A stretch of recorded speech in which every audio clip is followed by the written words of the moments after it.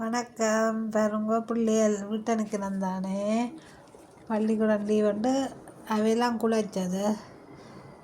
எனக்கு ஃப்ரெஞ்சு சாப்பாடு தான். இதை மகளுக்கு கொடுத்தது டியூஷனில். இப்போ அவையெல்லாம் செய்தவியல். அப்போ நான் கடைசியில் மிச்சத்தை நான் செய்கிறேன். சும்மா பொழுது போகும் தானே அவைக்கு. இங்கே கடைசியாக போட்டு கிடக்குது.